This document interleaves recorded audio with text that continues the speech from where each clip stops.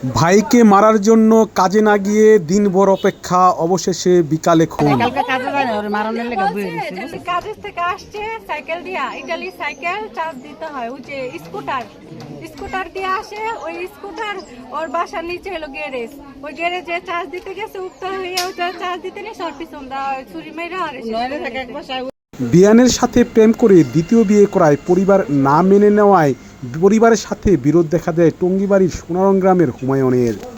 কম বেশি সবাই জানে যে ও ওই মেয়েটার বিয়ে করছে, কিন্তু ও স্বীকার যায় না যে ও বিয়ে করছে। আমি যদি ওরা বলে, ও বলে যে না, যদি বিয়ে নাও করে থাকে আমি ওরই বিয়ে করে থাকি। ওর বাসায় চার্জ দিতে গেছে, ও শুনুই ওরে, আর সেদিন কাজেও বড় স্ত্রীকে 15 দিনের আলটিমেটাম দিয়ে বাড়ি ছাড়া করতে চেয়েছিলেন হুমায়ুন, তুলতে চেয়েছিলেন ছোট স্ত্রীকে ঘরে, কিন্তু পরিবার এটা মেনে নিয়ে হুমায়ুনের ঘরের বিদ্যুতের লাইন বিচ্ছিন্ন করে দেন। এতে ক্ষিপ্ত হয়ে হুমায়ুন খুন করেন ছোট ভাই নয়নকে। ছেড়ে দিত ও আমারে, এই 3 বছরের ভিতরে 2-3 বার মুখে ছেড়ে দিছে, কিন্তু আমি যাইনি। আমার সবাই কইছে, আমার শ্বশুর শাশুড়ি, আমার ননদ অনেক কি করছে, হেরা রাখালি অনেক কি করছে আমার বাচ্চার মুখের দিকে চায়, কিন্তু ও জিদ করছে আমার রাখবো না। তে আমার বাড়ি থেকে লোকজন আসতে বলছিল, আমার বাড়ি থেকে লোকজন এসে সমস্যার সমাধান করছে যে 15 তারিখে তারা এসে নিয়ে যাবো। ও বলছে যে আচ্ছা নিয়ে যাবো। তো কথাবার্তা কয়েছে যে 5 লাখ টাকা কাবিন দিব। ও সামনে বছর জানুয়ারিতে আসতো, ও বলছে যে ডিসেম্বর পর্যন্ত আর বাচ্চা আমার কাছে রাখতে, পরে জানুয়ারিতে ও এসে বাচ্চা নিয়ে যাইবো।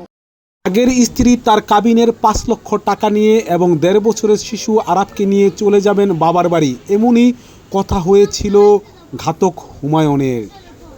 স্ত্রীর বাবার বাড়ি যাওয়ার চলছিল প্রস্তুতিও।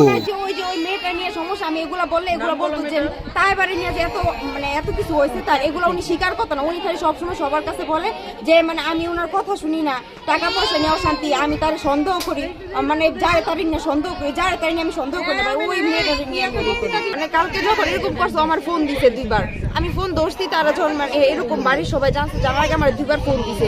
যখন আমি ফোন ধরছি তখন দিয়ে কালো হয়ে গেছে, আমি ওরা ডাকি হেলানো করে, ও কোনো সারা শব্দ করে না, ও কোনো কথাবার্তা বলে না। কিন্তু হ্যাঁ, শুরু থেকে এরকম অশান্তি হইতেছে, এই যে ওর সাথে ওই মেয়েটার সাথে অ্যাফেয়ার আছে, এই কারণে মূলত অশান্তি গুলো হইতেছে, কিন্তু ও ওই দিক ছাড়তে পারে না দেখে মূলত অশান্তি গুলো লাগে। এখন সবাই বলে যে বিয়ের আগে থেকে ছিল, বিয়ের আগে থেকে তায়েবার সাথে সম্পর্ক ছিল এই ঘাতক হুমায়ুনের। বলতাম, কিন্তু এরকম কিছু ছিল না। চাস্তো ভাই শালী, নাম তায়েবা।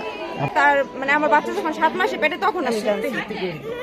আমার বাচ্চার এখন 1.5 বছর বয়স চলতেছে। ওই দিক ছাড়তে পারবো না, এই কারণে ওর আর আমার সম্পর্কটা মূলত খারাপ হয়েছে। আমি সামনে মাসে 15 তারিখে চলে যাবো, 1 মাস সময় নিছে, যেহেতু চলে যাবো আমি বলছি যে দেখো কোনো ঝামেলার ভিতর তুমি আমার জড়ায়ও না। এই স্ত্রীকে ছেড়ে দিবেন 15 দিন পর তাকে বাধ্য করে টঙ্গীবাড়ি থানায় নিজ বাবা মা ও কাকার বিরুদ্ধে অভিযোগ দায়ের করান হুমায়ুন। আমার শাশুড়ির নামে বিউটি বেগম, আমার শ্বশুর দেলোয়ার শেখ আর আমার দেবর নয়ন শেখের নামে। আমার হাজবেন্ড বলছে যে উনি ওনার ভাইয়ের কাছে নাকি 8 লাখ টাকা পায়, আমার ছোট চাচা শ্বশুরের কাছে নাকি কিছু টাকা আছে, 6-7 লাখ টাকার মতো আছে। এই টাকা নিয়ে নাকি কাকারে বলছে যে টাকা ওরে না দিতে, ধুমকি ধমকি নাকি দিছে আর কি, ওর কানে গেছে। ও আমার সবটা কথা বলে না, আর কি বলছে যে এই টাকার লিগে ও থানায় যে অভিযোগ করছে। 2 বছরের ভিতর ওর সাথে আমার সম্পর্ক একটা দিনও ভালো যায় নাই। ওই যে বিয়ের হয়েছে পড়তে ওর বাপ মারও হুমকি দিছে যে ওর বাপ মারও গায়েব করে আলাইবো, ওর ভাই বোনেরও মারবো। ও 2 দিন পর এই কথা কয় যে ওর ভাইয়েরে মারবো, ওর বোনেরও মারবো, ওর বাপ মারও মারবো, দেশে ওর চাচা গরও মারবো, এমনও কথাও কইছে। আর ওর বাচ্চা যে প্রতি মাসে রাখবো কইছে, এক জায়গায় বাচ্চা রাখালে কথা বলছে যে মাসে 35,000 টাকা কন্ট্রাক্ট করে ওর বাচ্চারা রাখবো। পরে আমি বলছি যে বাচ্চারা আমার কাছে দাও, বাচ্চা এখনো দুধ ছাড়ানো হয় নাই। তো বলছে যে আচ্ছা প্রতি মাসে আমি 10,000 টাকা দিব, তুই বাচ্চা রাখিস। 4-5 দিন আগেও আমার বলতেছে যদি বাচ্চা আমার যদি কিছু হয়ে যায় তুই কি বাচ্চাটা রাখবি? আমি কইছি যে 1 লাখ টাকার কিস্তি উড়াইয়া ঘরটা উড়াইছি, এরপর ওই ছুটিতে শ্বশুর বাবার নয়নে ওই যে কাম কাজ কইরা ওর চালাইছে। আবার মনে করেন এই যে সংসার খরচ দিছে, ও যেন বাসা ভাড়া থুয়েছে, সেই বাসা ভাড়াও 30,000 টাকা দিছে। আবার হলো কিস্তিও চালাইছে। নয়নের নিচে হলো 13 লাখ টাকা দেয়া, নয়নে ওরা কামাইয়া বলে 20 লাখ টাকার মতো দিচ্ছে। বলছে যে নয়নের কাছে 20 লাখ টাকার মতো নিচ্ছে। নয়ন বলছে যে আমার সাথে আরো মানুষ গেছে, আমার 13 লাখ টাকা দিয়ে আনছ, ওই মানুষ আছে, আমি তারা 20 লাখ টাকা দিয়ে লাগছে, আরো 2 লাখ বেশি দিছি, 22 লাখ টাকা। তুই আমার লগে হিসাবে আয়, তুই যদি টাকা পাস আমি দিয়ে দিন। কালকে এসে কইছে কি তাই বাপ মারে খাওয়াইছি না 16 লাখ টাকা, তাই এই 16 লাখ টাকা তোর ভাই অর্ধেক দিব আর আমি অর্ধেক দিব। তাই 8 লাখ টাকা আমি নয়নের কাছে পাই, নয়নের পয়সা 8 লাখ টাকা দিতে।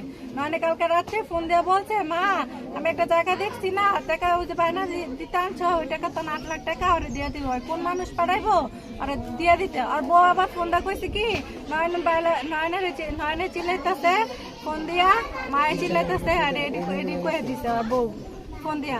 পরে আর কি নয়নে কইছে যে 9 টাকা করে দিয়ে দাও। নয়নের আবক্তালি মুখ দিয়ে যা আসছে তাই বলছে। তারপরে নয়নে আর নাই। তারপরে আমরা 9টা বাজে জানি আর ওরা ফোন করে লাইছে 8:30 বাজে। আর আধা ঘন্টা পরে আমাদের ভিডিও কল দিয়ে জানাইছে।